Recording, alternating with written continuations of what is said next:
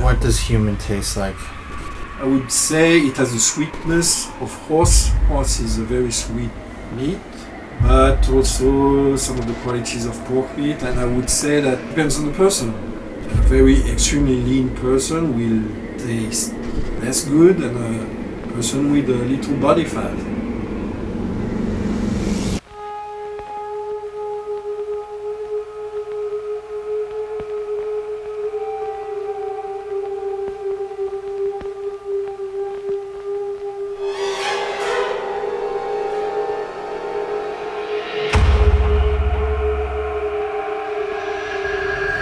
When you're online as much as we all are nowadays, keeping yourself safe online should be your #1 priority. I cover stories on this channel all the time of predators that digitally stalk their victims online, and keeping myself and my family safe is what matters most to me when I'm online. That's why I'm sponsored by Aura today, so that I can help keep my viewers safe online. This year has been pretty alarming for online security, with some high-profile data breaches having occurred. Major incidents included a data breach at Dell, which exposed the information of 3.9 million users, a breach at Ticketmaster, which compromised 560 million customer records, and just this year alone, over 2.9 billion records have been accessed and exposed, which has honestly left most of America, if not all of America, at risk of having your data stolen. Data that's been exposed includes things like social security numbers and personal information, so online privacy and protection is very important. But thankfully, Aura, today's sponsor, offers comprehensive tools to help keep your information safe.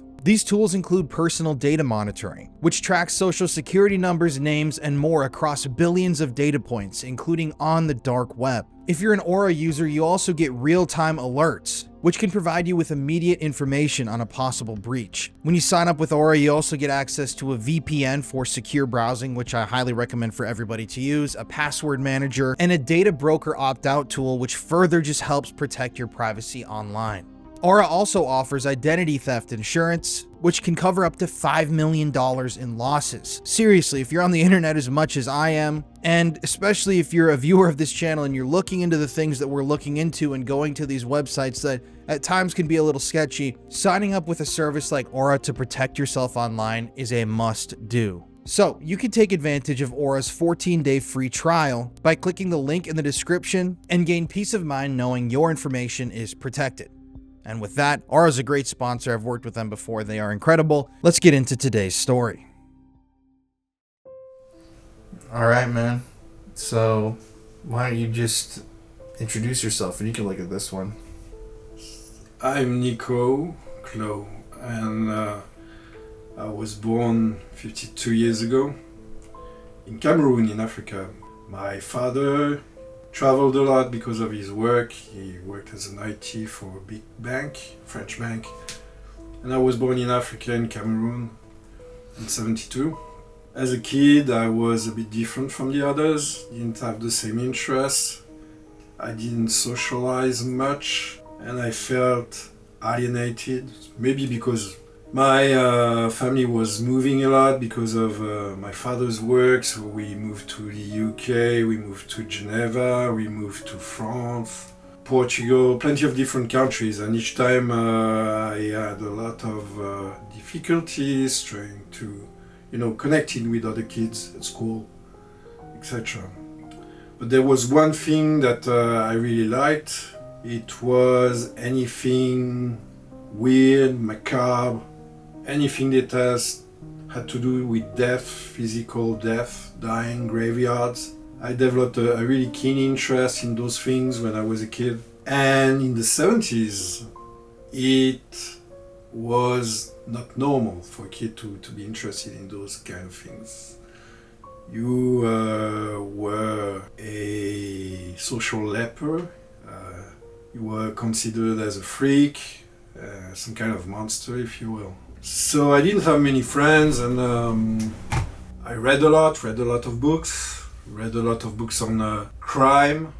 That was something that really interested me as a kid, reading about crimes. And the word serial killer didn't exist in the 70s, so I didn't know what it was, but I felt attracted to cases that I read about, of people murdering other people for weird reasons, sometimes occult reasons. So I read a lot about those things. And I also, I don't know why, but I was attracted to graveyards. So I went to graveyards, I spent a lot of time there. There was a beautiful one in Lisbon, in Portugal, that I really liked. Sometimes I even skipped school and went to the graveyard instead of school when I was a teenager. It was more or less my safe place. When I was 10, my grandfather on my mother's side died after I played a badminton game with him. My mother more or less blamed me for what happened. She said it was my fault, and he had a stroke, so he fell down, and a few days later he was dead. So I heard things that she said to other family members, blaming me, etc. So it wasn't guilt. I didn't feel really guilt because I didn't feel guilty of what had happened. For me, it was an accident. I had nothing to do with it. But it probably definitely played a huge part on what happened next and my obsessions and the things that I became obsessed with. So after that, after he died, there was a ceremony in a morgue. It's the first time I saw a dead body. I was 10. I felt something I had never felt before, some kind of spiritual awakening, if you will. Not so much about the coffin and the body of my dead grandfather, but the energy in the morgue. And I can't really define it. It was overwhelming, but at the same time I felt some kind of connection with whatever was going on there. I felt it was a place where I belong, which is weird when you're 10, right? But that's how I felt, and it's something that I had never felt before in my entire life. I became more or less obsessed with the idea of working in a place like that. So the following year, my teenage years, etc., I was reading books about death, reading books about autopsies, reading books about what happens after you die, all those things. At the same time, I really developed an antisocial personality, if you will, and a lot of anger inside me. And since at that time I was living in Portugal and I didn't have any friends, I felt totally ostracized, and I kind of developed those murder fantasies of going to school with a knife and stabbing somebody and stabbing other kids, basically my age, of course. But just because I felt this anger inside that I didn't know any other way of dealing with. Those fantasies, they became kind of obsessional. I would wake up with them, think about them all day long, go to bed and thinking about what I would do, and they became more and more detailed. That's the thing. It starts as vague fantasies of doing those things, and then you start thinking about how to do it practically, what to do and what to do and not get caught. So you start reading about killers, and you start reading about MOs, modus operandis. You get all this information. So I started to read true crime books in the 80s. There was not much documentaries on TVs about crimes and murders and those things. So most of my knowledge came from books. And I had this education instead of school education, formal education. I had this criminology education, if you will, of things that I learned from true crime books. And it's basically, I learned everything you have to know about murder and how to do it from those books. Before going to Portugal, I spent some time with my uncle, and it was, I was 12. And my uncle had a magazine at his place, and it was a magazine that had been banned because the magazine was showing the pictures that had been taken in a morgue after a cannibal murder in Paris. So the person who committed the crime was called Issei Sagawa. He was a Japanese student in Paris. And he had invited a fellow student in his place. He had shot her in the head, and he had cut her into pieces. and he had cannibalized her during the course of a week. So this magazine, they had, they probably paid somebody in the morgue to have access to those photos, and they were showing the photos, the magazine was showing the photos of that girl in the morgue. My uncle had a copy of this magazine. He had, put it away, but I found it, and I saw those photos, and so it more or less sparked something in my mind, and an obsession too with the taste of human flesh. That's how it came, how everything was structured in my mind, more or less. So I had all those murder fantasies, the cannibal fantasies that were mixed together. It was a deadly cocktail, if you can call it like that. And when I came back to France, I was 16. I started to drink my own blood, starting to really get involved in the occult. I had this obsession with a demon called Pazuzu. It's the demon that you see in The Exorcist, the movie, but it happens that the actual statue of Pazuzu is in the Louvre Museum in Paris. So I saw the real statue a few times when I went to that museum, and I felt some kind of connection with the entity, the demon. I read a lot about demonology, about demon worship, Satanism. So Satanism in Europe is really different from Satanism in the US. There's nothing to do with it. It's two different, cults, religions, whatever you call that. Satanism in France is more about devil worshipping, traditional devil worshipping, and black magic. So doing rituals, doing pacts with demons, doing pacts with the devil. There's books, there's grimoires, there's an occult tradition that we have in Europe. Some people call it theistic Satanism. Theistic, like you believe in the actual existence of demons, as opposed to American Satanism, which is more about a way of life, a philosophy, and a guideline of things to do or not to do. So two different things, okay? I began to do rituals, began to go to graveyards, and one thing led to another. So there was this graveyard in Paris. It's a huge graveyard. It's called the Père Lachaise Cemetery. It's like an entire district of Paris. And the first time I was there, I felt very good vibes, and I felt that I belonged there. So I went there on a regular basis.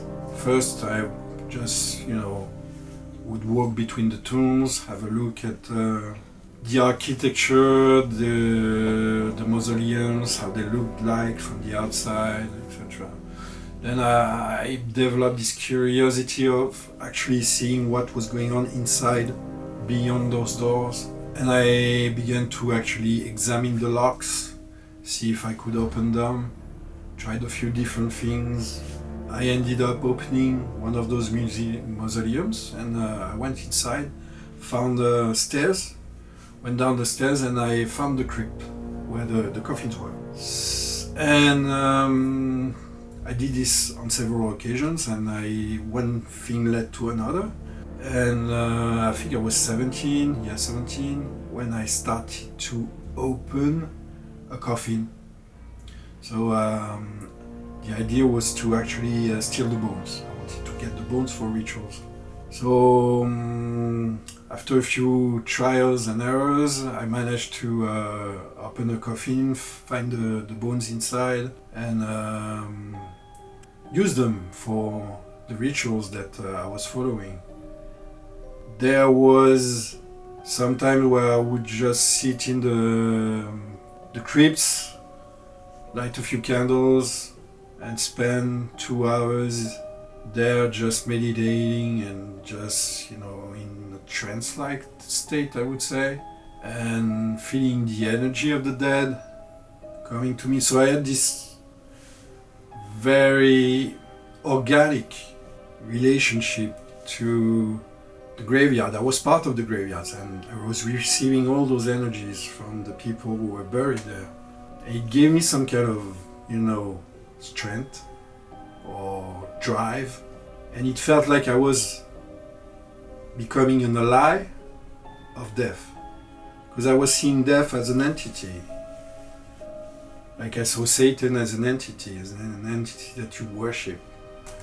And at first it was more about Satan, but it became more and more obvious to me that the entity that I was really worshipping was the Grim Reaper.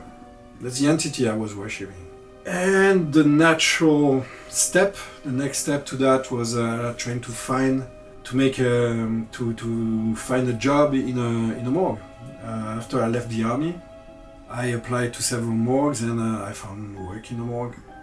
So I learned the basics of doing autopsies, the basics of attending to the funerals, preparing the bodies, dressing them up, all those what you call death care, taking care of dead bodies, legislations, and everything that has to do with actually working with the dead. So I learned all that. I was doing this, and part-time I was working in the blood, not the blood bank, I was working in the surgery unit for abdominal surgery. So they needed blood bags for the operations. There was a system with stickers that you would put on the blood bags, and if you didn't use a blood bag, normally you would have to bring them back to the blood bank. But I managed to find a way to remove the stickers and pretend they had been used, and I would bring the blood bags with me, and I would bring them home and I would drink them. So when the actual blood drinking started, after drinking my own blood, I drank from those blood bags. And it's funny, by the way, if you've seen the Dahmer shows, the Dahmer show on Netflix, in real life Dahmer, he only took a sip from one test tube. If you know the story, if you've read the psychiatric reports, he didn't use blood bags. And I think, honestly, that the producers, they knew about my story, because I was interviewed for a Dahmer show years ago with all the people that were involved in the Dahmer case, and they had interviewed me talking about the story about the blood bags, and I'm pretty sure that they used this anecdote for the show to make it more visual, but that's a side note. But yeah, I was using those blood bags, drinking from them. At the same time, I was dating a girl who was into blood drinking, so I would do that too. The murder fantasies were on the side. I was not really thinking about it, but at the same time I was still thinking about it. Yeah, I found some kind of palliative thing by working with the dead, because it stopped me from thinking about killing people, more or less, even if it was more the actual fantasy of doing it was still there. But working with the dead made me think about something else, but I still had the cannibal fantasy, and I had the occasion, working in the morgue on the autopsies, being left alone with the dead bodies, and there was tissue from the ribs, abdominal cavity, that usually you would put in the special bins that we have for incineration. And this is when I tried to eat them. The first time I tasted it raw, and then I would bring them home. I would have plastic bags or stuff like that. I would put them in plastic bags, bring them home, and I cooked them. Very basic, yeah, but on the pan. Didn't do anything sophisticated, but it kind of became addictive, because I had the occasion to do that. I was left alone with the bodies. It gave me a rush, like it was more than psychological, more than it gave me an actual physical rush and an addiction.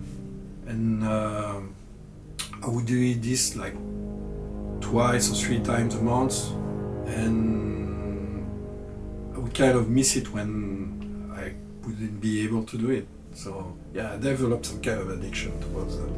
Long story short, I was kicked out of that hospital. The murder fantasies came back.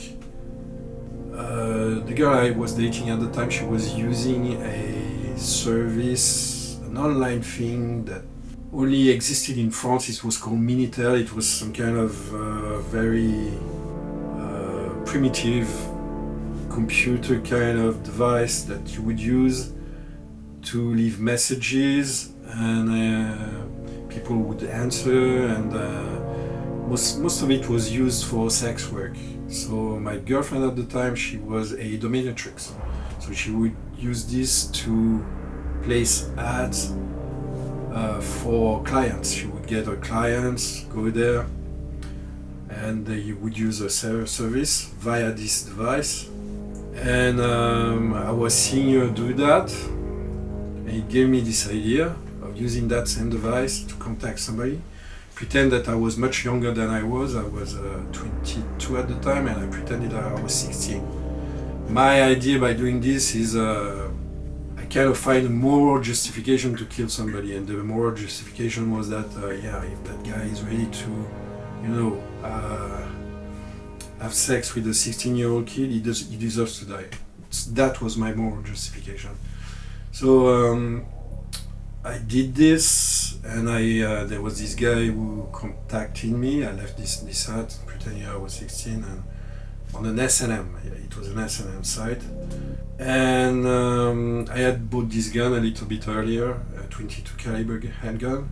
And this guy gave me his address straight away. Straight away, he told me, okay, can you come at my place? It was noon. Can you come at noon? Blah, blah, blah. So I went there, and he opened the door. I stepped inside, he closed the door. That's when I pulled out the handgun, and I shot him in the face. He fell down, and I shot him in a few other times in the skull.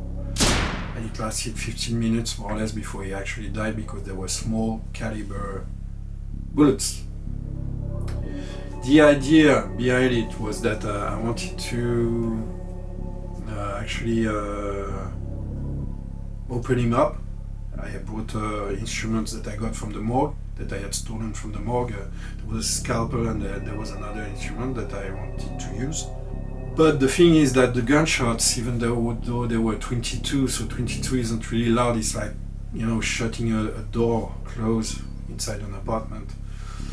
But I heard people walking down the stairs really quick. So I figured out that somebody had heard the gunshots. They would call the police, so I had to leave as soon as possible. So I didn't have time to actually do what I had in mind, which was open this guy open, cut this guy open.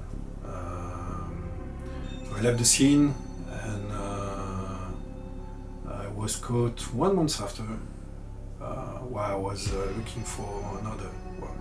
Yeah. Very good. So from there I was arrested 1 month after this guy was murdered. There was a search in my apartment. They found all this stuff that I had, stolen from the graveyards, the blood bags that I had stolen.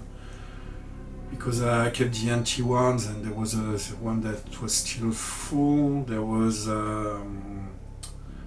urns with the ashes that I had stolen in the Père Lachaise columbarium, they call it. It's a place where they have all the ashes. They found stuff that I had, taken. So yeah, when they saw the blood bags, they would, of course, they said that they started to call me a vampire. That's where it came from. It came from the blood bags. And there was an investigation. So in France, usually it takes 2 years or 3 years before you actually go on trial. And during those 2 or 3 years, there's an investigation that takes place, and they see if they're trying more or less to see what has been going on, what we've been doing, etc. So turns out that the judge who was the main investigator in that case, his closest friend was the judge who had investigated the Issei Sagawa case. And the Issei Sagawa case, Issei Sagawa only spent like 4 years in prison because he was found insane. Okay? Legally insane. Because of that and because of the public outcry and the public opinion, they had to change the law, and there was a new law when I was arrested for people who are suspected to be psychotic when they committed the murder. So there was like five psychiatrists who came to see me in prison. I did plenty of tests, plenty of different things.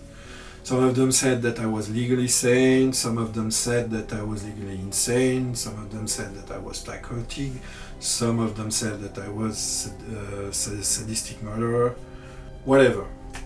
They determined that there was diminished responsibility, which means that I was not fully aware of what was going on, that I was nearly psychotic. Plus, I more or less told them that I was hearing the dead talk to me in the morgue, so, it didn't happen, but I knew that it would push them towards an insanity plea, and I more or less, psychiatrists, when you tell them what they want to hear, they love this shit. They really love this shit, so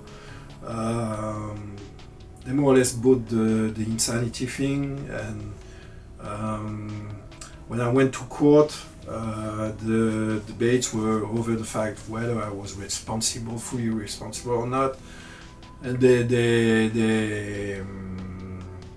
psychiatrist decided that I was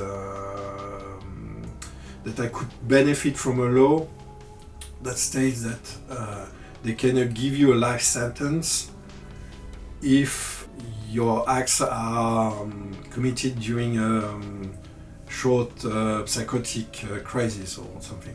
I don't know how to explain it in English, but that's more or less the thing. So I was sentenced to 12 years of prison.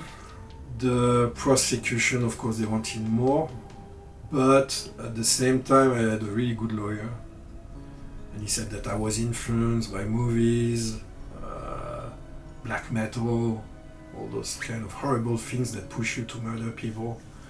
So, back in the days, it was 1994, people they believe in that stuff, they thought that I was influenced. Maybe some people thought that I was possessed, or I don't know, that I wasn't fully aware of what I was doing, and I got this sentence, 12 years. So most people would say that it's not enough, but that's the law. And if you are a proud citizen and a proud member of your community, you have to abide, you have to follow the law and everything that the law says. So if the law says that I was not fully responsible for what happened, that's what they say. What can I say? So I was released in 2002. Of course, they kept an eye on me because when I was in prison, I corresponded with a lot of different killers. I corresponded with Issei Sagawa himself, with Richard Ramirez, the Night Stalker, Arthur Shawcross, Doc Clark, Jan Brady in the UK, Danny Rolling, the Gainesville Ripper, and many other criminals. So I had, all those letters from serial killers, and I started to paint when I was in prison. And I started to paint portraits of serial killers. So I found a style of my own that people seem to like, people seem to enjoy. And at the same time, it kind of helped me focus my energy into something different. And I found out by drawing those killers that were kind of, obsessing me when I was a teenager. Gave me an outlet for all the dark things I had in me, and for me it was out of the question of getting out and starting to do it again. Of course, I was there were temptations. There were a lot of temptations, and the beast inside of me wasn't tamed. So, but I found out that by focusing myself through art, and later focusing myself on writing, gave me an outlet for all those dark stuff inside of me. So I didn't try to exorcise my demons, but I learned to live with them. And that's important, because most people they have demons in them, and they live in denial. And this is why you have people like John Wayne Gacy, people like that who are in denial of their true cravings, and they have a double life, and they start killing people because that's the other way they find to release their negative energy.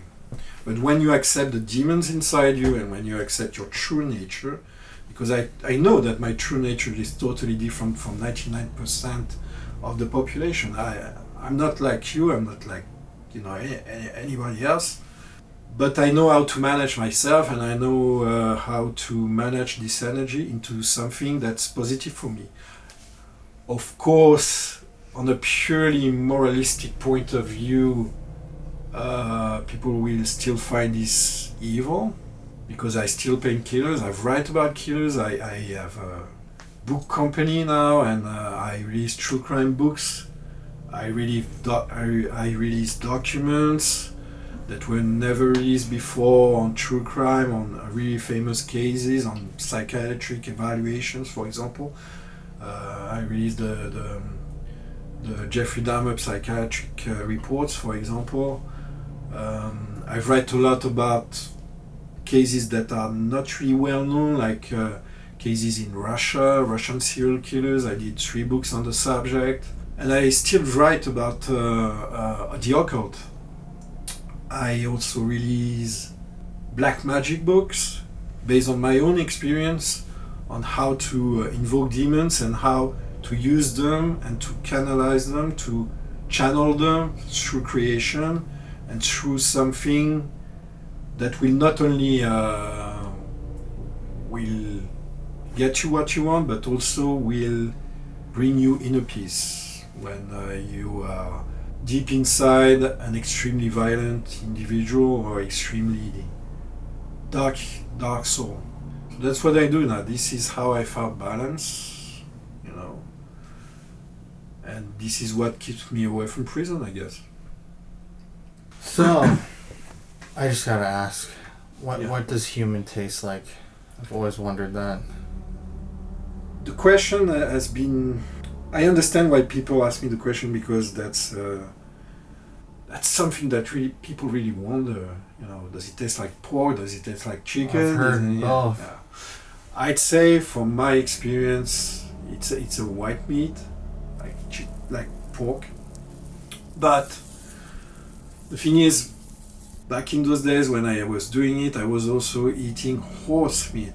I know that's something you don't get in the US.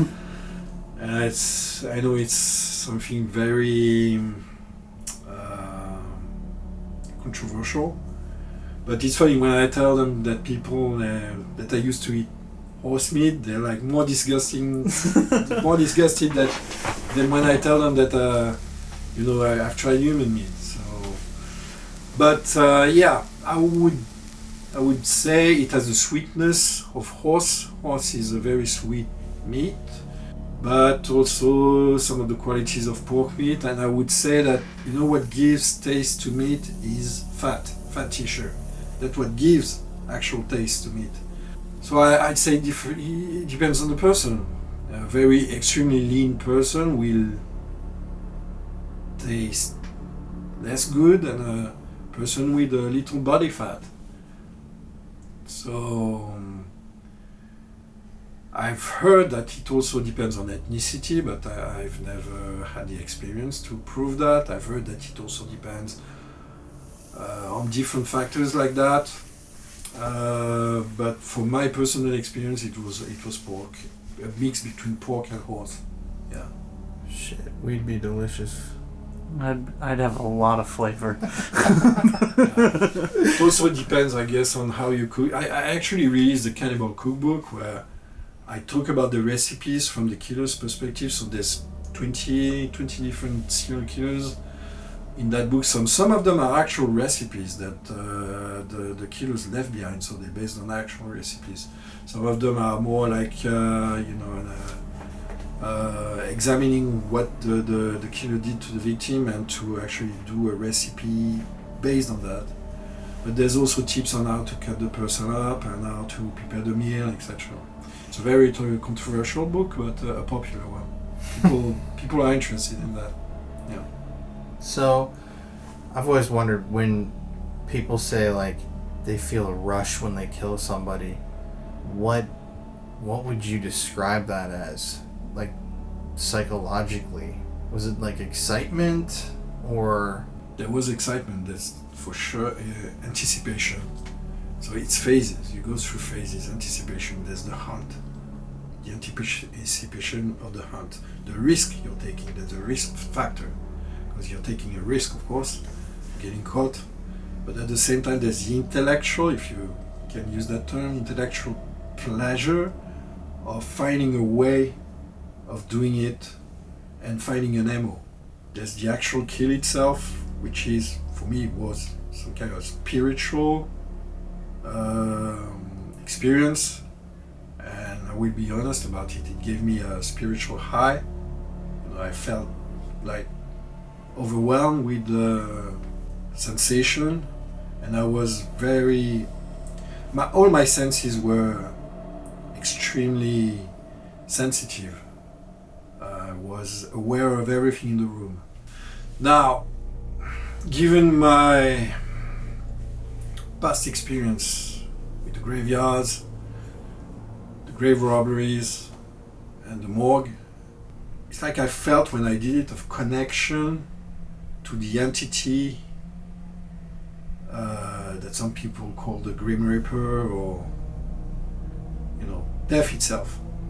I felt a connection, and I felt like a servant.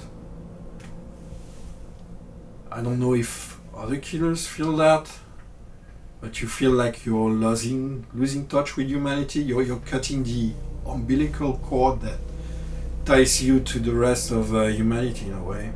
And there's no going back. There's no going back from that. And from then on, you have to accept that you will not be part of humanity anymore. You will forever be something else. So people will call you a monster, and of course they will. It's their defense mechanism. Some people will be fascinated by you. Some people will just be repulsed. Some people will be intrigued. But you will always be different. And you will always be treated different, especially when it's an exceptional case, when all those weird things have happened before. So it's like you transform your inner soul, yourself into something different. There's a good book about that. It's Red Dragon by Thomas Harris. It's the first book about Hannibal Lecter. So Hannibal Lecter is not the main character, it's another character with a killer called Red Dragon, who is the main character in that book, and killing transforms him into another being. So there's the idea of transformation. Yeah. So Dahmer and all of them talked about like eating parts of somebody to get like a part of their soul. Is that something that you felt like? Because I know for Dahmer specifically, it was like the possession over somebody, Dahmer was about getting rid of that feeling of loneliness. So he wanted to keep them inside. My experience was totally different. I didn't want to keep them inside. I wanted to feed from their energy, of course, but it was not getting them as part of me. It was feeding on their energy to become something else. And this rush that I felt, I wanted to have it again. It becomes an addiction. It really is. When you read interviews of cannibals, There's some really interesting interviews of Russian cannibals, for example. They're really open about the feelings they got when they did this, how they felt, etc. I tell this, all of this in my books about the Russian cases. They always tell you that there's this rush that they're running after. They want a bigger rush. The next one will be bigger, and it's never ending. The satisfaction is never there. They always have to get more, and yeah, it's extremely difficult to get away from the addiction. Only prison can, separate you from the addiction, I guess. I was curious. I mean, I'm even thinking about, serial killers like Joe Matheny, who was serving human meat to other people.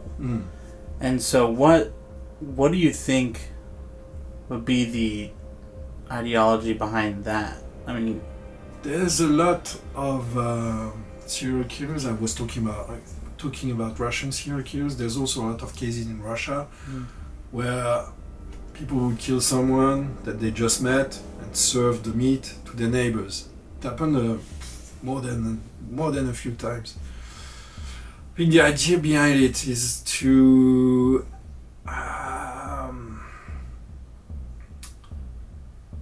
maybe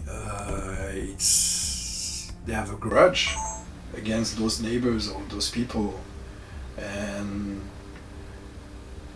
they just want them to eat humans and eventually tell them one day, or I don't know. The idea behind it is weird because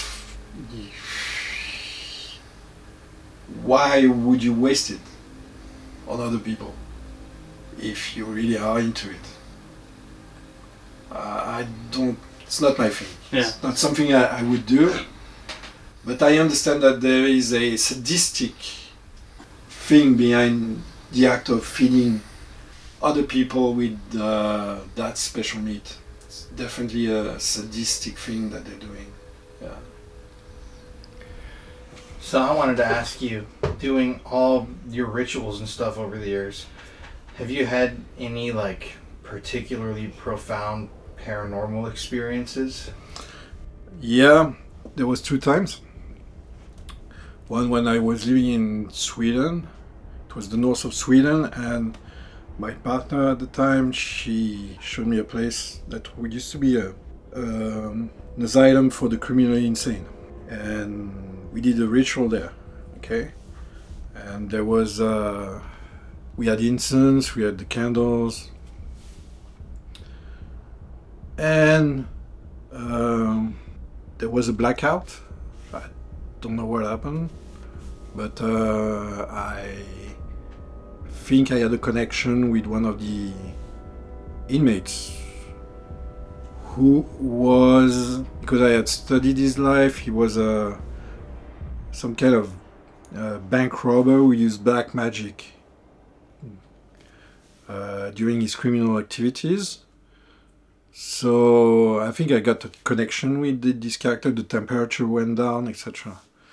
The other time was I was in Sicily. I was at the house of Aleister Crowley in Sicily, in Cefalù. It's a coastal town in Sicily. The house itself is abandoned. And this is where he had something that was the Abbey of Telema. So they used to do rituals there. There was a room that was painted with paintings that Crowley did on the walls. And he called it the Room of Nightmares. And the paint itself, because of the condition, the weather conditions, etc., was starting to fall from the walls. So there was chippings of paint on the floor, etc. So I filled out a vial that I wanted to bring home to use myself in my art and for rituals. There were strange dreams afterwards. My partner also had weird, vivid dreams. And I remember I had a cell phone on me, one of those old cell phones. I wanted to check the time on my cell phone, and I looked at my cell phone and it was written 777, dial on the phone, and that was a number associated with Aleister Crowley, and it just dialed itself on the phone. So yeah, there was plenty of different things like that, objects that I used to own. Sometimes I have dreams that happen, so I don't know, there's a connection there. Yeah. And I've always wondered, using real human remains in magical ceremonies and rituals, do you think that actually makes the magic more powerful? Definitely, there's different vibes, energy vibes that you get from objects, but human remains are exceptionally potent when you use them with black magic, of course. When you do spells, death spells, for example. There's a ritual that I used once, where you actually, but you have to work with dead people to do it. Otherwise you can't. It's a death spell that you use on people to make them sick. And you actually take a picture of the person and you insert it inside a dead body. So when the body decomposes, it destroys the photo, and at the same time, the energy, the energy it creates infects the target, and the person starts to get healed. And this has happened once, yeah. Did it work? Oh, yeah. The person became very ill. Yeah. Well, I'm not f***ing with you. That's a thing I wouldn't do. Well, I can't do it anymore because I don't work there anymore. I did it once for somebody who really had a problem with, and it worked. It's powerful magic, and if you are not already connected to those energies and in league with those energies, there will be some kind of boomerang effect on you. You start to get sick too. So you really have to be you have to be 1 foot on the other side to protect that kind of magic. And when you cut yourself, you cut your umbilical cord from the rest of humanity, and you can actually practice that type of magic. And you can use, for example, I do Ouija boards. People ask me for their favorite serial killers, and they put it on the Ouija boards. So I paint the serial killers. But sometimes they want the Ouija board to be more effective, and they want, for example, to put soil from the grave of the killers, or some kind of object that they had. Or, for example, I still have a tie that belonged to Ramirez. He used to wear it during his trial in LA. So I have the tie, and I use fiber. I put the fiber on the Ouija board to make it more effective, because I do believe, and that's my experience, that some objects, they carry part of the soul of the person that they belong to. And I strongly believe that this is why I became a collector in the first place, because I do think that when you actually have in your collection something that has belonged to a famous criminal, you get some part of the energy of that criminal. So this is why I have so many objects around me, and this entire room here is, charged with this energy, which I can focus because, that's my life, that's how I live, and this is how I focus my own energy.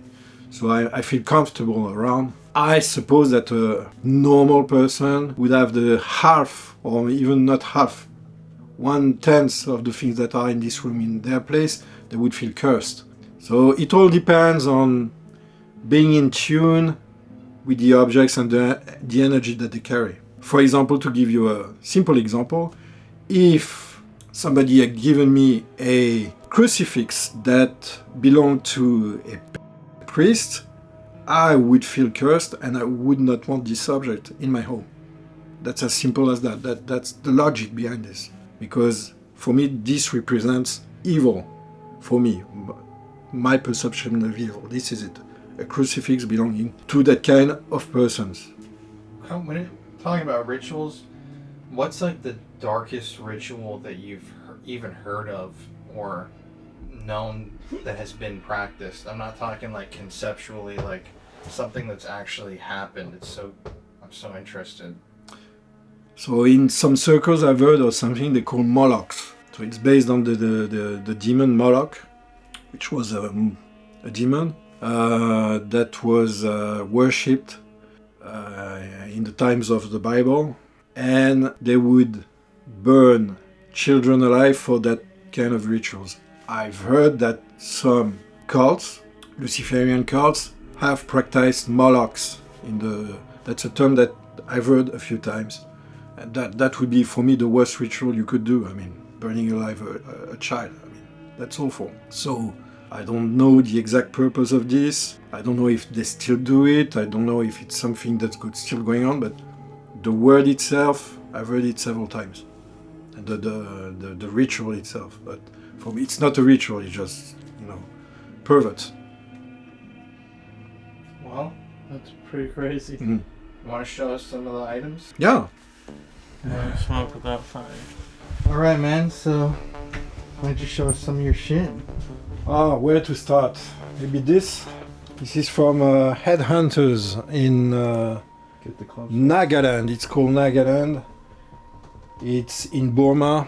So the Headhunters wear this. This is a monkey skull, as you can see, and they wear this during some of their gatherings or ritual. It has a ceremonial purpose. I don't know exactly which, but it's an interesting thing. This was a gift from a witch. It's pretty cool. It's got a seal there. Wet specimens here. There's a snake. Here a real skull. Only the teeth is fake resin, but it's called a medical skull. It's for medical purposes. You get the cut here. This is how they extract the brain, but this is a very clean cut. This is a skull that I used to own. It got shattered, so I did some kind of art thing with it in the jar. This is kind of funny. It's a Mount Rushmore of serial killers. So you got Ramirez, Dahmer, Camper, and Fish there. This is my cabinet of different things, different skulls, different little things that I collected over the years. There's a piece of Ted Bundy's car here. Those, they're pretty cool. I'm going to show you. Those are eye caps. You put it on the eyes of the dead, like this. It helps close the eyelids. This is why it's like that. These are brain matter floating in formaldehyde. Skulls. There's a voodoo skull here that was used in voodoo rituals. You got all sorts of things. There's a gorilla skull here. There's one thing I can show you. So, this thing here. Okay, I got this from the house of a German cannibal called Armin Meiwes. He's the guy who invited a guy that he had met on the internet to his place, and this guy actually wanted to be eaten. It was his fantasy. He met this guy on a forum called the Cannibal Cafe, and he had this huge mansion in Germany, in a little village. So he invited him for the weekend, and they did some kind of blood pact, except that one of them would be killed and eaten, and the other would eat him. And he had this torture room. He had prepared this torture, and when I went there, this thing was still fixed on the ceiling. So this is the actual hook that Armin Meiwes used to tie his victim from. So these kind of objects, they are full of energy. There's no other object like that, except that I brought back another thing that's even better. Well, it's those things which are forks. I actually sell them. Those are forks that were found that I found in the place. Okay. But one of the coolest things, this I'm not selling. These are found inside his oven. So you can easily imagine what he was cooking on this. There's traces of a meal. Do you think that's like human remain? Oh, there's probably, if you put luminol on this, you probably will get good results. Yeah. This is the oven rack that was used for cannibal meals, because he cooked cannibal meals for at least 6 months. He kept his victim inside the freezer. If you want to see the freezer, and if you're in Europe, we are doing a serial killer exhibition. It opens in London in 2 weeks. It will be in London for 3 months up until January. And then we're going to Paris and then Berlin and maybe the US sometime in the future. That is crazy. Yeah. Another cool object I can show you. So this is pretty cool. This is an execution knife. It was used in Congo more than 100 years ago for unfaithful women.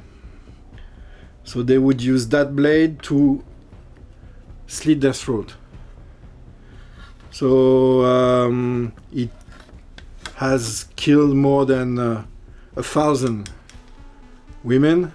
When it was used, it was one of the kings there who had an executioner that used this for those executions. This object, this is probably one of the most evil objects I've ever owned. It's really cool. That's pretty crazy. Yeah, it's crazy. This special object was a gift from a friend who owns a torture museum in Italy. It's called Criminis. In my opinion, it's the best torture museum in Europe. There's absolutely no doubt. It's next to Milan, and he has plenty of incredible objects. But yeah, it was a gift from him. So very cool gift. And this is your art? Not this one. This is my art. But for example, this is a painting. You can actually see the details. Those parts. They're my blood. I used blood on my art. It's always the same principle, because for me, art and magic is the same thing. And using my blood on my paintings, it's a piece of myself. The object, people keep them in the place. It's like a magical object. It's like when people ask me for a Ouija board and that I put, DNA from serial killers on it. It's the same kind of idea. You have to understand, in magic, the most potent, the most effective blood is the blood of murderers. So this is why I use my blood in my art. Yeah. I also consider that it's a piece of myself, and they will last after I die. It's like a signature. Yeah, it's a signature. Yeah. So yeah, it's my idea of immortality, And more or less. whose hand tracing is that? This is Manson. We got a letter here from a Ramirez. This was a letter to me, by the way, Nicholas. Yeah. And Henry Lee Lucas? This is Henry Lee Lucas. Really cool vampire portrait. We got a Bundy envelope over there.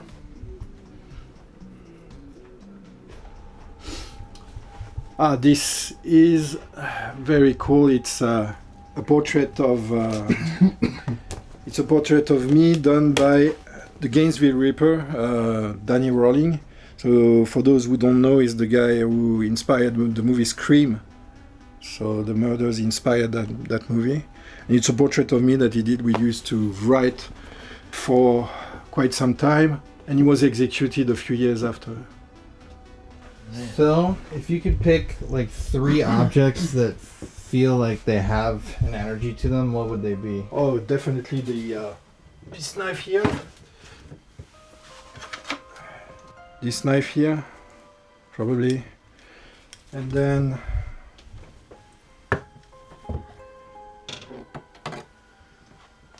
this here.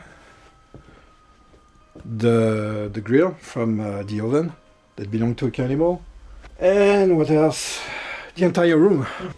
The room is so full of things, and the books themselves. Some of them are quite rare.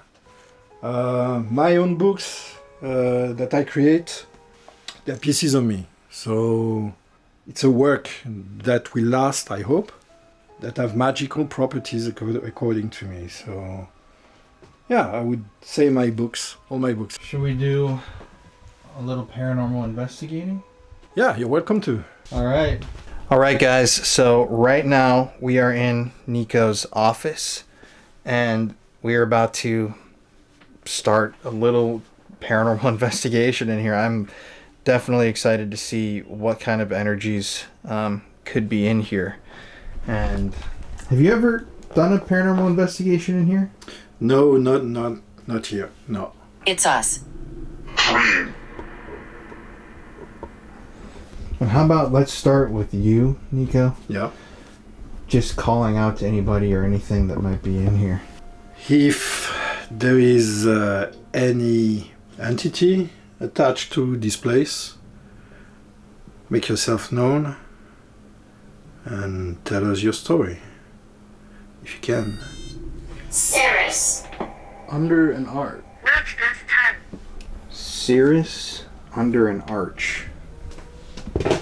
Is this astrology? Cirrus. Is this the planet Cirrus? Cirrus. How do you spell Cirrus? Cirrus. Mm-hmm.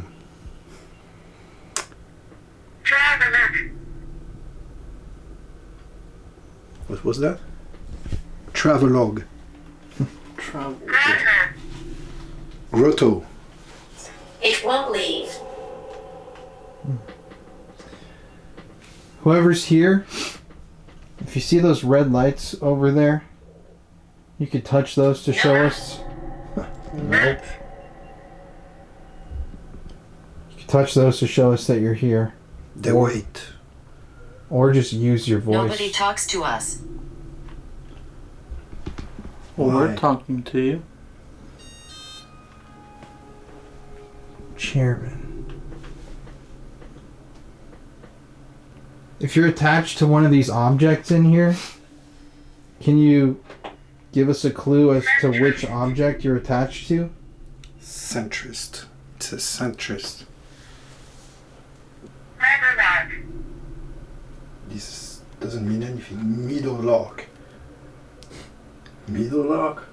Sometimes it says words that don't make sense at all. But travelogue is interesting because there's plenty of objects from all around the world and from my travels, so. And I like the word grotto. You're attached to an object Stocky. that he's gotten from his travels? Tap that bell again like you just did if that's true. Karate? No. That's interesting. Rain Street. Rain Street? Rain Street. That's really weird because we just did a documentary about the Rainy Street Ripper, a serial killer in Austin. Austin. Oh. It's kind of weird. That is weird. Workload. This is definitely me because I work a lot and probably you guys too. yeah. So workload, we all have workloads. So. And I think that we all would probably have something that's maybe attached to us from something that we've gone. You must leave. What do you mean? Why do you want us gone? Jellyfish. Jellyfish. Interesting. Can you tell us what your name is?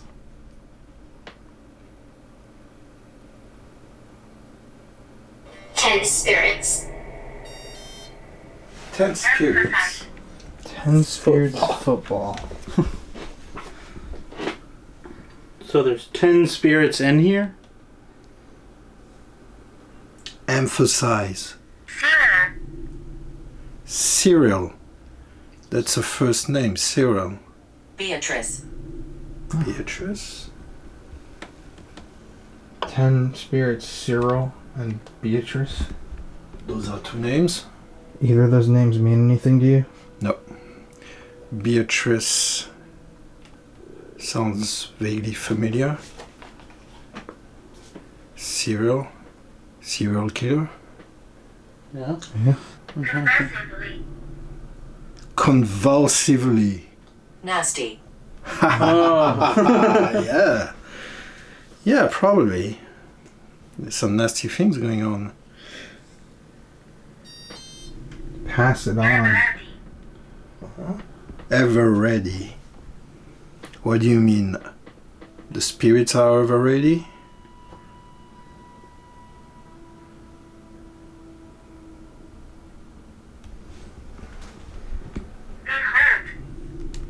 Behold. Mm-hmm. What are you trying to show us?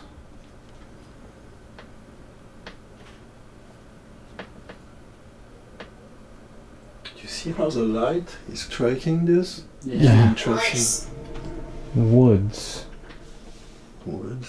It's interesting. It's even like that experiment we did Bakelite, I don't know what this is. with the Go away. They really don't like Go you to away. be here. strange. Do you think we're strange? That's why you want us to go away? You're not used to us being here? If your answer is ever yes to any of those questions, go touch this silver bell in the center of the room.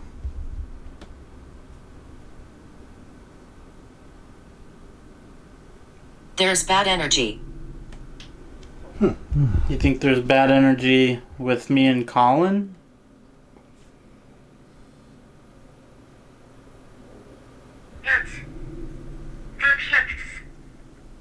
It depicts. It depicts bad energy with us. You mean Or- the paintings. Fake.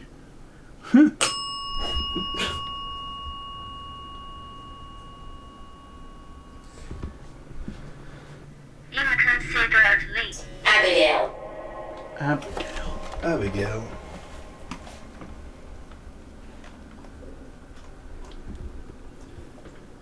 Are you attached to one of the paintings?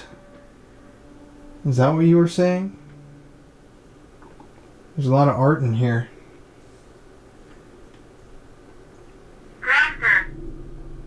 Grumble. It's interesting to think too. I mean, do you know the names of the people whose skulls these are? No, that's a good question actually. Maybe they're called Abigail, maybe they're called Beatrice. Michael, right when you said that. Are any of the bones in this room yours? Can you ring that bell or touch one of these lights? Tell people my story. Uh-huh. What is your story?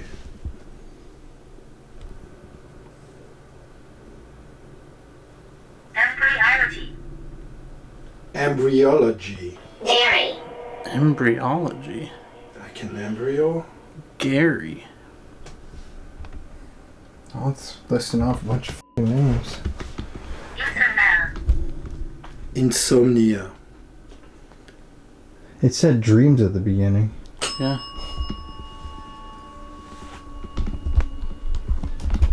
Weren't you just talking about having paranormal dreams during our interview? True. Epiphyseal. Those are all medical terms. Yeah. Yeah. And then rings the bell. Is it because of the saw? Was the saw used for anything? Rings the bell. Is it any object that I used for anything? Avoided. them. You want to avoid the saw or another object. Dirty, I don't know what this is. Maybe. Are you trying to tell us that you don't like the saw being in here? Strangled. That's kind Don't talk too much, spirit.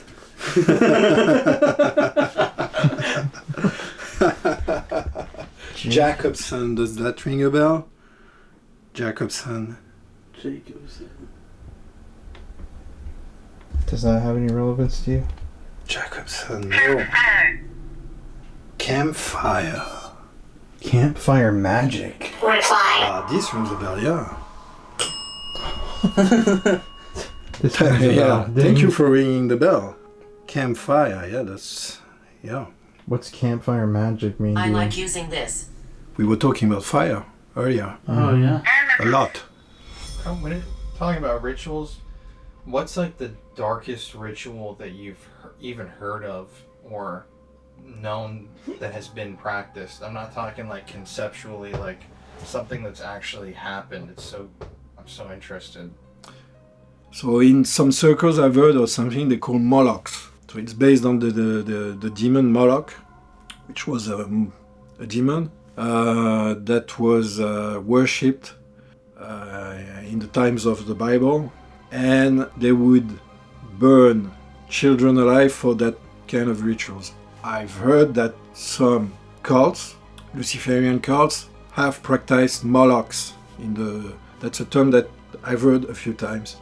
And that would be, for me, the worst ritual you could do. I mean, burning alive a child. I mean, that's awful. Do you like magic? You like fire? Amadeus? Wow. It means the love of God in Latin. Treasure? Really? In the love of God, treasure. Which God are you talking about? There are so many gods. It's kind of crazy. Yeah, it's really bizarre. There's something in there that has a high spiritual value, maybe? Catchy. Yeah, if you guys haven't watched our conspiracy documentary, Violent. You know what Atlas is? It's the ancient god who carried the earth on his shoulders. We were talking about Gaia, which is the mother goddess earlier today. That's very interesting for me. Atlas. that's a little freaky. That's very freaky. If it was just Connor and I, we would not make that connection. Yeah. I'd be thinking like a Pitch. fucking, Pitch. maybe like a map. Moistened. Church. Moistened church. Moisten. It's a moistened church. Wet church? Yeah. The source? What about the sacrificial spring today? Yeah. Yeah. Besides, did we bring energy from the source?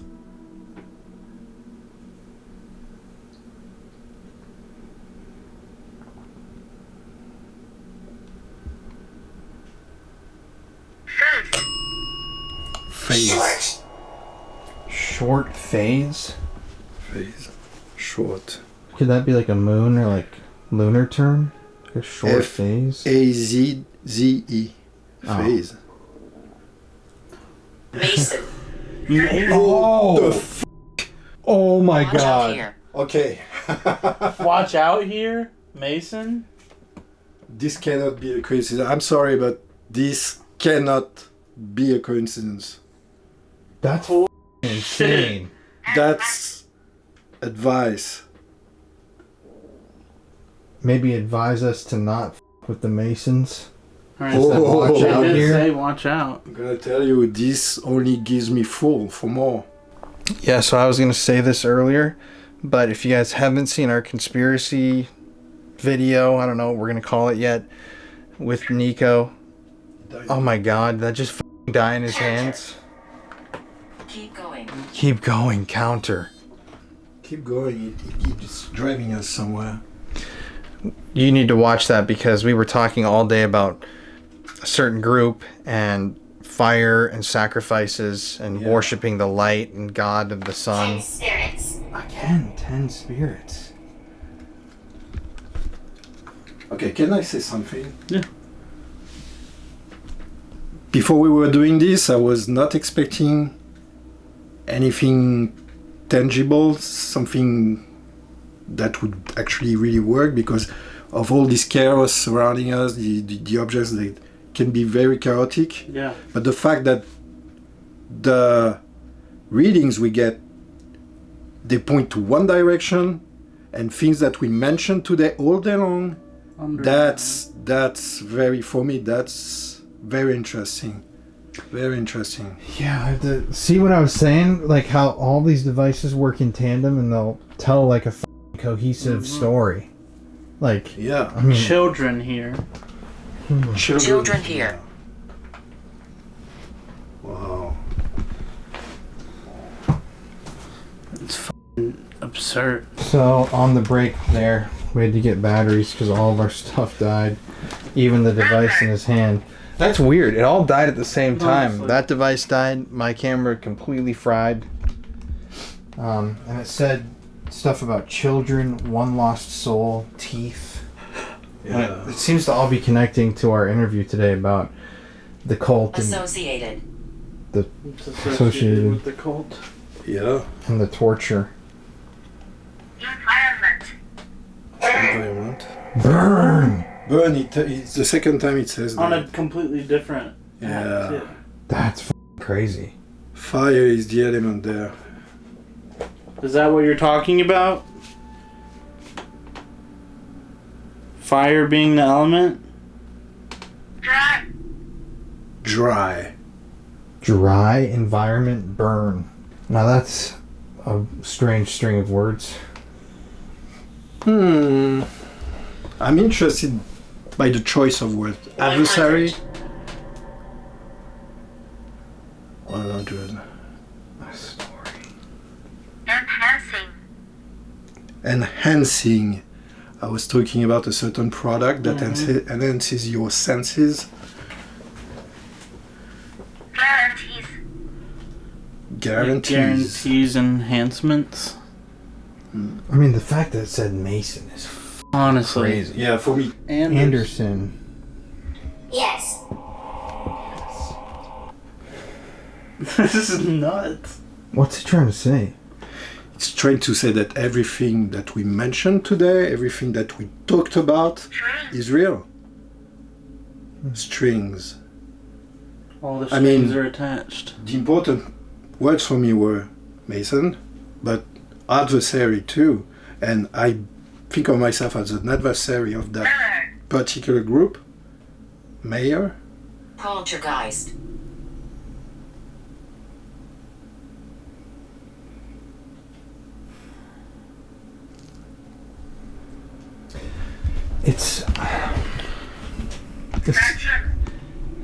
It's There is a portal nearby. There's a portal nearby. I mean, We are in the that portal. Yeah. We are in the portal. So, I want to ask, Forwarding. did a child's spirit follow us from the sacrifice grounds? The spring today with those statues of Gaia and Lug. Lug?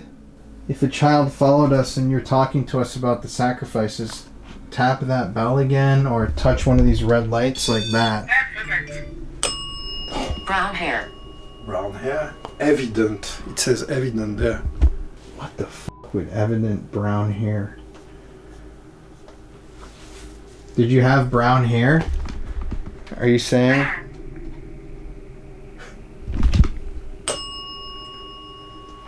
LOL. Yeah, well, no. Can't be that. So you had brown hair and you followed us from the spring. Hurry. Hurry. Are you saying for us to hurry up so the sacrifices stop? Can you ring that bell? It kept saying too, please share my story. Mm-hmm. Share my story. Is this a story we talked about today? Demands. Man. If you heard us talk about that story today, can you ring that bell again or touch one of the lights? Bidding.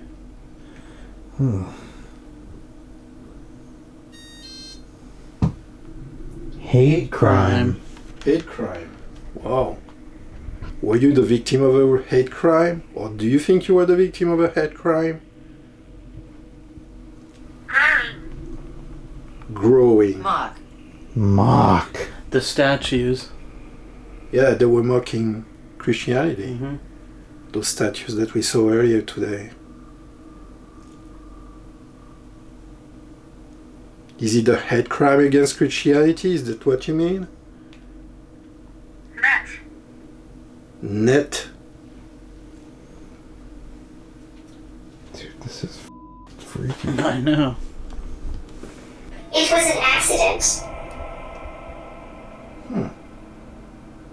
Hate crime, it was an accident? Just a different person talking? Yeah, I don't think those go together. Must not. Semiconductor? Stabbed. Stabbed. Wow. We had strangled, now we have stabbed. Could it be one of those objects? Could it be one of the letters from a serial killer? Could it be an energy attached on those letters? Let me ask, can you ring that bell if you're attached to an object in this room? Absolutely. Okay. We have a companion here then. Can you describe something about the object that you're attached to? Maybe how it looks, what it's used for? Anything about the object? Just give us any words about the object that you're attached to. We're going to try to figure it out. Poltergeist. It said poltergeist on both devices too. That's weird. Struggle. Stabbed, strangled, It's saying struggled. a lot of stuff that are like going hand in hand with like death. Must struggle. Must struggle? Must struggle? Yeah. And this said must not? Oh, weird.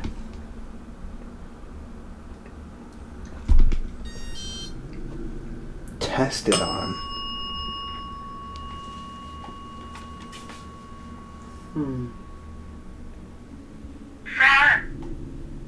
Farm. Tested on a farm. Incorrect. Oh, Not tested on a farm. sorry. So, do you have any objects related to a farm? No. No. Deviation. We are getting away from the ritual talk. Blanket. Blanket. No. Brown eyes, brown hair. Brown eyes. Brown eyes, brown hair. Brown eyes, brown hair. Spotlight. Mm-hmm. So you had brown eyes and brown hair? You were on the spotlight? They put you on the spotlight? Do you want the spotlight? Tortured! You were tortured. What the fuck, man? All day talking about torture cases? Yeah. Did any of the things we saw today have any meaning for you? They do. Slovakia? Mm-hmm. What's going on in Slovakia? Oh, wow. Me either. I have a few friends in Slovakia. I have a friend who lived there, but I don't know. That's interesting.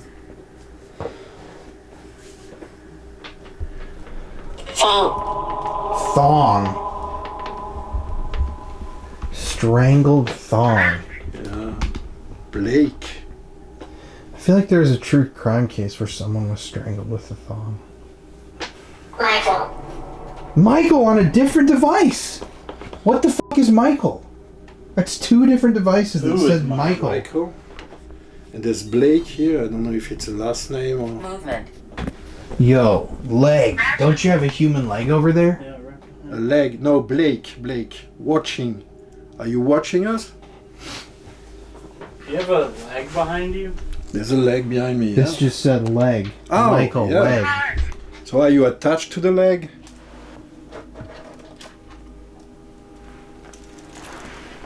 Is this your leg? No interesting. way. Tell us all. Tell us all about you. Mirror. Mirror. We are getting... How old is that leg supposed to be? or at least We are 100 gathering years. energy. Ah, good. Helpful. Oh, gathering energy, you're helpful. Okay. So, Michael, this is your leg? How did you die? This is his leg. That's crazy. It starts going when you pick it up. This is definitely his leg. You said... Amazed. So we... Amazed. Yeah. I'm amazed. This is crazy. I mean, even just the fact that the bell's working hasn't worked this whole trip. Trends. So, Michael, since that's your leg, maybe this whole time it's been talking about you. Were you strangled and tortured and stabbed before you died? You can ring that bell if that's true, or tell us yes. Protest. He tried to protest while he was being tortured.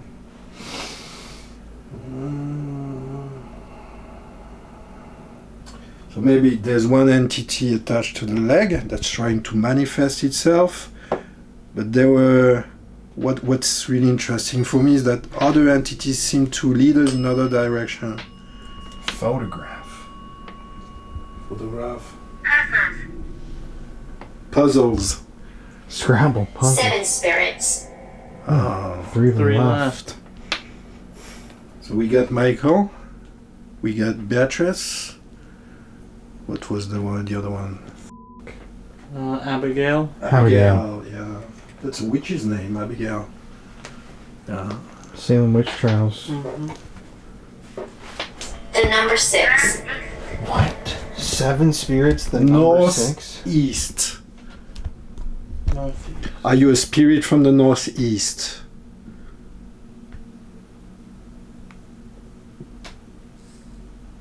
The. Afraid. Are you afraid of the northeast? Don't touch. Don't touch. Uh-huh. That could be like, I'm afraid, like, don't touch me. You know what I mean? Like residual energy. Like someone that was tortured. That's what it could be talking about. Number. What the fuck? 7 spirits, the number 6 number. Do you have anything with numbers on it in here? Let me think. Yeah, well... weddings. What can I have with numbers? Well, I have the Ouija boards, but I don't have them right now. Numbers. No. It said something about a picture, too. In time. No, in line. Online. Recovered. Thompson. Numbers in line? Thompson. That could be prison too.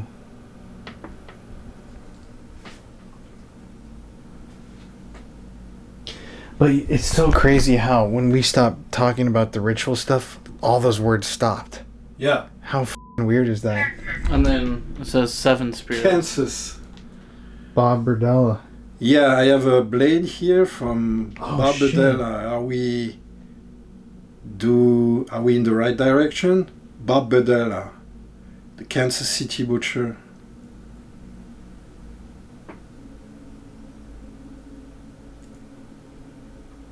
Kansas.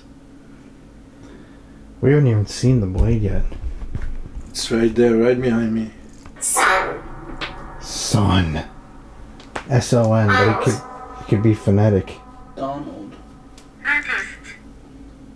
Nudist.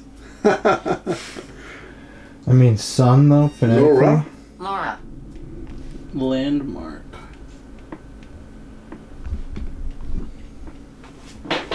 Couldn't the sun be sun worshipping? Yeah. If you go Maybe. phonetically? Scrape. Scrape. Scrape the surface. Are we scraping the surface of something bigger? We're listening. We are listening. Publication. This is actually my job. I'm a publisher. So do my books help uncovering something? Scraping the surface? Sewing. Okay.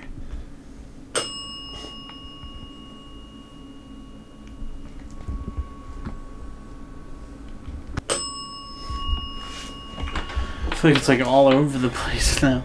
There's a bunch of different spirits. I told you it's lots of different energies in that room, lots of chaos. So it doesn't surprise me if we have different words, different... But what really triggered me is the mention of everything we talked about today. Mm-hmm. I mean, that's not a coincidence for me. 6 spirits. They're like, leave. Yeah, what the f- 7 spirits, the number 6, number 6 spirits. Music. Bobby?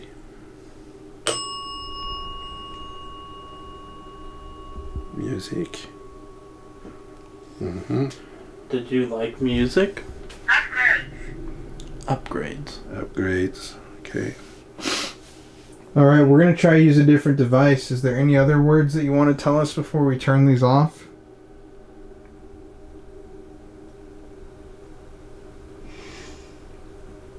A couple. Oh, what? Oh, go on. Okay, you get 2 more words. What do you want to say?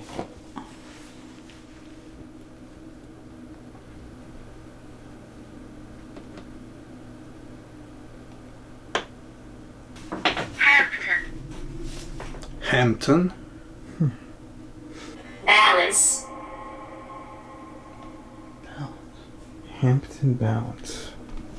Okay. Nothing. Ghost box. That's what we're about to do. That's weird. Interesting. Okay.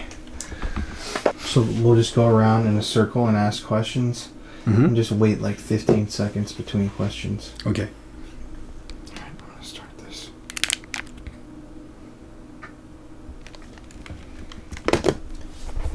Can I ask you to tell me your name? Whoever's here, just say it out loud.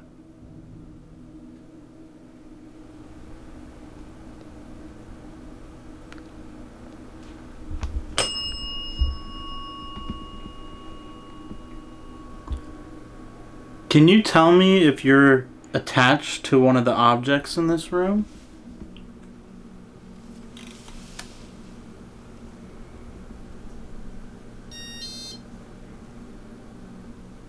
Can you tell us if you're watching us right now?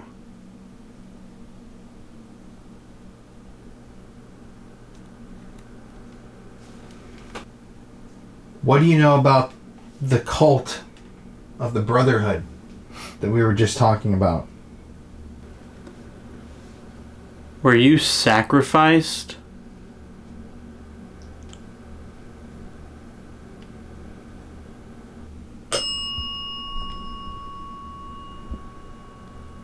Were you sacrificed during a ritual?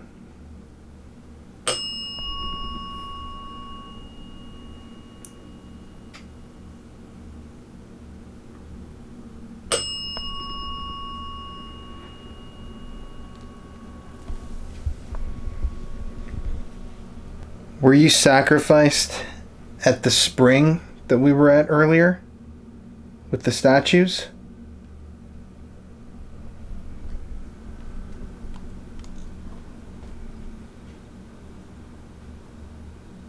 How many victims are there from the sacrifices?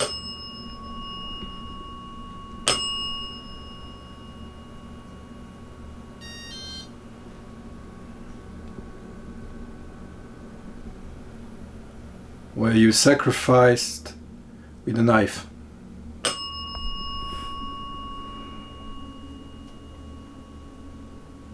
A curved knife?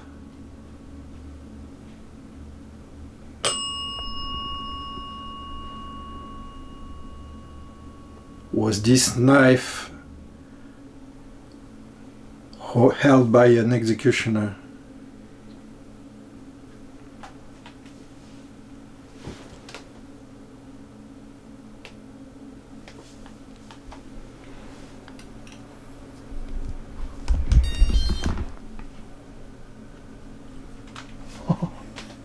Alright, I'm gonna pause that there. What the f? Does it say? Lots of bodies. Jeez. Right when you ask how many, it starts painted neck. Look, I have an idea, and maybe it's the sacrificial knife. Mm-hmm. That's crazy. Were you sacrificed? Thousands? Thousands. Lots of bodies. Thousands. The knife's been used in like thousands of sacrifices? It's possible, it's highly possible. And if there is any object here with lots of souls attached to it, that's the knife. Otherworld? Can you ring that bell again if you're attached to the executioner knife that killed the unfaithful women? An EMF spike.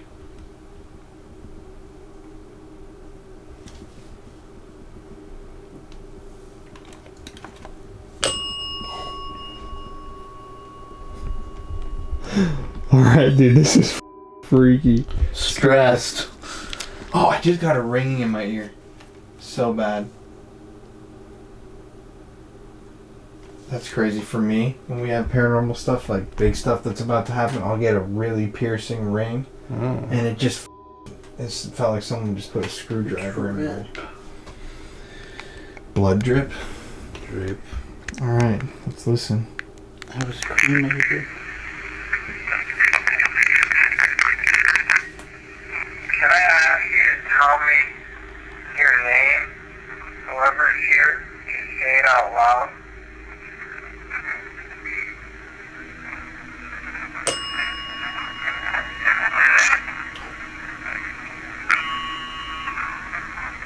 Can you tell me if you're attached to one of the objects in this room?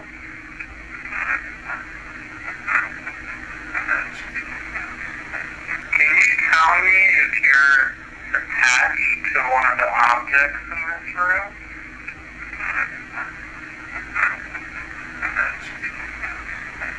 Can you tell if you're watching When you asked if they're watching us, You're watching us. Can you tell if you're watching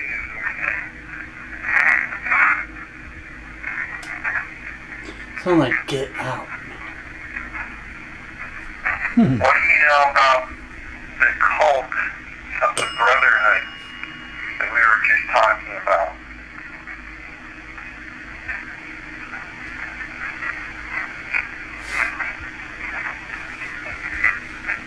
Were you sacrificed?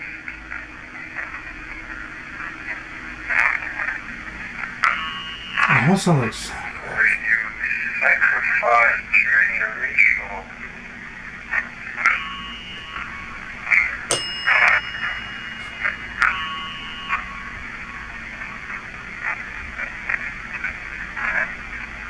Were you sacrificed at the spring that we were at earlier?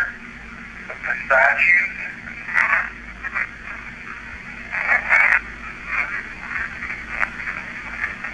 How many victims are there from the sacrifice?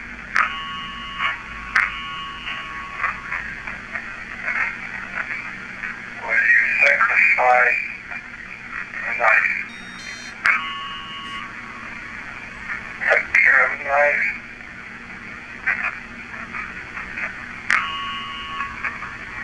Was this knife held by an executioner?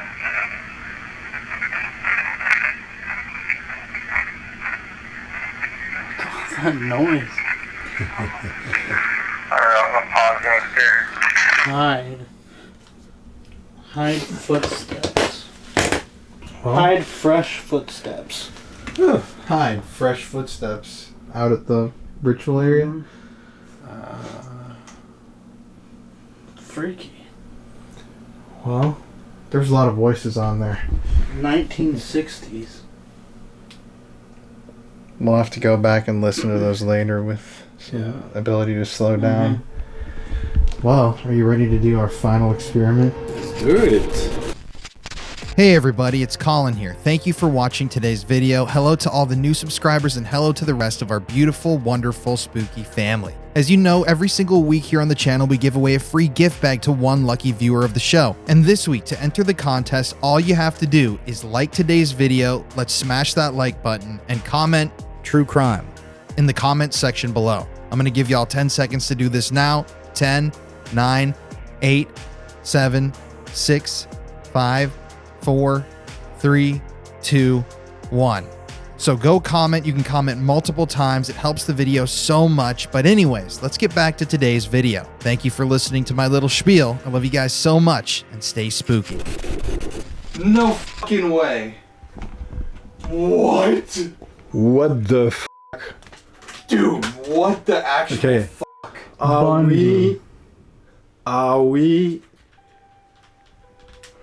next in the presence of Ted Bundy? Dude, what? That's crazy.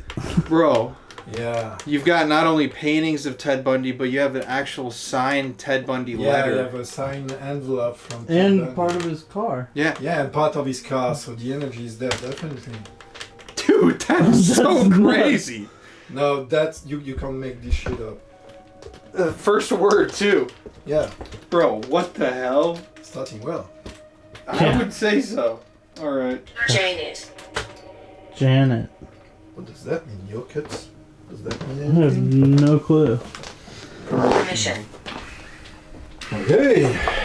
That's pretty fucking wild. Yeah, Bundy, of all things, of all names. Alright, guys, so we're about to do the Estes method. Nico's never done one of these before, Somber. but we've just. The first word that just came through was Bundy, which is insane. So, Nico gave me this incredible hood to wear. Alright, guys. I'm turning this on. No. Is Bundy, Ted Bundy, in here with us?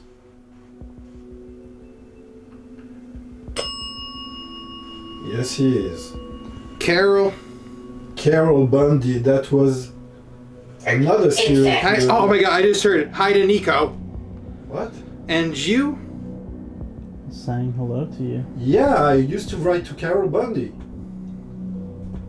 She was a serial killer. She killed several people in LA. Baby. You two are imbeciles.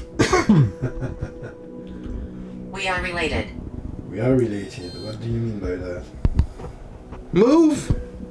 Do you remember Nico writing you while you were in prison? Bite. Multiple sessions. Multiple sessions. We've wrote several times. Maybe that's what. Wasn't it Something's Ted wrong. Bundy? He was like, they used A dental romantic records? exchange. Yeah, the exhort exchange. Okay, Carol Bundy was the partner of a serial killer called Doc Clark, the Sunset Strip Slayer. Okay, I used Prison. Prison, yeah, exactly. I used to write to them. I used to write to Doc Clark on death row. He died of natural causes recently. She died also recently. Merchandise. Merchandise. Is it the merchandising of objects belonging to killers? On your back! All the ones behind you? No. Oh yeah. There's Bundy stuff behind me. Kill them all. Kill them all. By the way, Nico, if you're confused, I'm reading the voices as I'm hearing them. Okay. I forgot. You might be confused by the way I'm screaming these fucking phrases. Could be Metallica lyrics. Fireboat. What does that mean? Ordaining? Daniel. You Good spirits here. burn me up. Good spirits. You burned me up? You burn me up. Fireboat? We were talking about fire today. The gold gong's ringing. And then this rings. Yeah. Who are we talking to right now? Is it Carol Bundy? Oh, I just heard a scream like, ah! My bones. My bones. Okay, we have plenty of bones around us, so could be anyone. Behind you! The bones behind us. There's several skulls behind us. Baby! George. Erskine. The fire? Erskine, I think is the name of a serial killer. I've read that name before. George. The photo. Photo. Oh, I kind of feel a weird cold coming around me. How many Okay. spirits are in this? I just room? heard like a French, like, French. the skull. The skull. The Like- skull. I don't Interesting. know. Tribal. Tribal, the sword. We have the tribal sword behind us. He gets the girls? Bali. I have objects from Bali. He gets the girls. Is this talking about Bundy? Impressive. Impressive. Bundy. Take him for a drive. Bundy. Yeah, Bundy. Definitely. That's definitely Bundy. The body is... Elevator. Elevator. I had a long life. I had a long... Little beetle. A beetle, like the car. Doctor. Gaston. To your left. Our left. There's Ooh, I just heard torture and trouble. And there's a Bundy bust here Bundy on the bust. left. and to your left and behind you is a piece of his car. Fascism. Fascism? Suck on my face. Suck on your face, wow. Rachmaninoff? What? This He's stoned. rings a bell. I don't know what Rachmaninoff. Is it a writer? Is it a revolutionary? Rachmaninoff. Commander. Is it the character? Brown from- hair. Again, brown hair. You. Trudeau. How many spirits are in this room right now? I feel like there's a lot. Rachmaninoff. I know this name. I know this name. The refrigerator. Yeah. I had the refrigerator around. Death is my- always coming. Oh yeah, it is always coming. Yeah. That could be my motto. There's 66. Brenda. Brenda. 60. Is there 66 spirits in here? 80. Rub down? Yes, I'm here. Brenda. Stop sitting. Is there anything you want us to know? Oh, why? Incel. We talked about incels today. Is that what you're talking about? The sacrifices in the park? Inception. Captain. Inception. That's not a word you really use a lot. I Inception. just heard a ugh, like that. Inception. Coup d'etat. Coup d'état. Yeah, that's a French word. Coshed. None of them are good. Oh. Cold hands. 1960s. It said 1960s early. Again. That's it. What about the 1960s? You'll never be alone. Maybe Manson. Shut up. Yeah. All the money in the world. Open doors into politics. Into Inmate. Well, yes. Yes. I'm here. Are you an inmate? Are we talking to an inmate? Yes. Are The you answer's right here. on death row? Deuce. Yes. Down again. Je t'aime.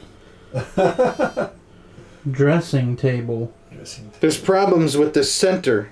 The center. I miss you. A woman's voice. Okay. You are. I don't think we are. Not yet. Oh, dude. I just heard you are and don't keep looking. The Looking serpent's into it. rising. The serpent's rising. Ah. The tattoo. Tattoo. The tattoo. I have tattoos of snakes and serpents. Predator. I have the word predator tattooed on my belly. Alright. I'm behind you now. I'm baby. behind you now. You are behind me. The knife. You are in the knife. Okay. Killed many people. Oh yes, it did. It executed many. Dude, people. this is so many voices, bro. This is crazy to me. Get out. This is. You want? We want to talk to you. We want to know your story. Yeah. You're too young for this. Are you an old soul? Simone, Simone. there's Buried. many men coming. Yeah, buried. Many men coming. Oh, the ritual. Just like that. The ritual. There's many men coming to the ritual. Yeah. Were you killed during a ritual? December. In December? Bonjour. That's sorry, that cracked me up. Excellent. Heard that really clear. The man of many faces. Stop. Many faces. What can it be? Depicting. Denali. Denali? Alistair. Alistair Crowley. Necromancer. Go. Astral. The painting. Necromancer. Astral Necromancer. Alistair Crowley. I have stuff from Alistair Crowley here and behind me. Playing with bones. Oh yeah, all the time. Shut up, they're all everywhere. There's a bomb planted Bomb. Bomb Okay. planted in the ground? by the soldiers. Okay. Where? This is getting places. Marcel? Marcel, you don't know. Doesn't ring a bell. The bad lady's here. The bad lady's here. Boom boom. Who's the bad lady? Well, there's many inmates have written to Mm-hmm. that could fit the profile. So there's a letter from Krista Pike right next The to witch. you. The witch. Is the witch the Have bad mercy on him, please. Uh, Abigail? again. Mummy? Mummy. Okay. Opera house. Behind you. Look behind you. Behind us are so At the many- knife. I just. The knife again. Behind you, the knife. The sharp one. Right place. What do you want to Grab it. Grab the knife? No way. I'm not going to grab the knife right now. Dude, I swear, take the knife. Yes, No. it is Inception. I will not. Or no, I think that might have been Inception? Immaculate Yeah, it's an Conception. Inception. Yes, it is Inception. And the word Inception was on this. The inversion. Hellfire. See you take a dip. You want us to take a dip in the Hellfire. fire or the stream? Pussy girl. Oh. What else can you tell us? You touched it. We touch the Douglas. source, maybe. Underneath. Underneath. Sack. Hidden away. There's a sack hidden away. Oh my. Shoot yourself.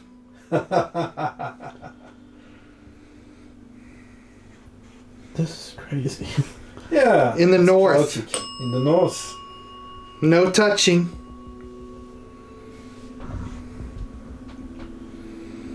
Well, They are gathering energy. Okay. we're gonna be heading out here in a second. Is there anything else you can tell us? Yes, it's me. Who? Get your rocks off. Is it Abigail? No, Daddy. We were talking about your mommy earlier. Fuck off. Alright, this Are is... you? Do you know the name Bundy? Does that ring a bell? Bundy, Ted Bundy. Follow us left. Left. Keep Follow saying us left. left. Okay. To my left, there's the Bundy car. Mm-hmm. Pieces of the Bundy car. Alright, this is your last chance to talk to us tonight. Friendship. Is there anything else you Limp want us dick. to know? Okay. Ted Bundy. Are you here? Rape kit. Careful what you wish for. You can come to us, Ted Bundy. I'm not afraid of you. Idea.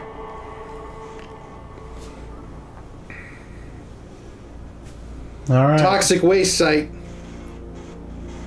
If this is I just heard a Bundy- weird harpsichord, like Bundy again. That was so clear. Bundy. Bundy. You could probably hear that shit. Bundy, manifest yourself, Bundy. Kiss my hand. Are you in hell, Bundy? Suck dick. Bundy, are you in this room? They're all annoying. Where are you right now? Again, the harpsichord.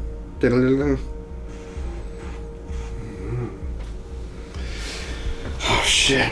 Oh my god. Dude, this Dude, I feel crazy. like I'm about to pass out. It's been like 20 minutes. Sister. Sister. I feel like my shit didn't really make sense. Oh, it did. Really? Yeah. No, it did make sense. Bundy also was mentioned. I tell you, okay. I'm gonna tell you something, and this is what my conclusion from this reading. There's so many different chaotic energies here. Visitor. There's a manifestation here, manifestation there. Different energies that are trying to tell us something. Mm-hmm. And this is why there's such chaos, but at the same time, there's meaning behind it. So maybe by watching the footage again, maybe you'll find some way to understand what it's all about. For me, definitely, there's two major things that came out from this séance. Bundy, that was clear. Bundy's. It might even got be it. Carol Bundy, Yeah, too. I got it in Wait, the. who's Carol? Carol Bundy, she was the partner of Doc Clark, the Sunset Strip Slayer, and I used to write her. What? Mhm. Yeah, Carol Bundy. Yeah. The You will see when you see the footage. You will see. Board. Yeah. That Crazy board, shit. like the Ouija boards that he makes. Maybe. Yeah. Definitely. Silly. Yeah, honestly, this has been one of the better SS methods we've ever done. Really? Yeah. Yeah, it was really cool. With all the... and it said Inception on the Tempest, and you Yeah. said Inception. Yeah, No it way. wrote Inception, and you said it. You said it. What did I say it about? And then you were like... Or Exception? You like switched... Yeah. Sinister. Dude, this hood was fun to use, But very but nice. oh my god. I I'm felt here like to visit you. Yeah, look, it said I'm here to visit you and visitor. Well, shit, guys. Alright, What? man. Holy shit, that was taxing. Alright, man. Definitely. Yes. Well, Definitely. That's definitely something we do. now you've done your first Estes method. That was cool.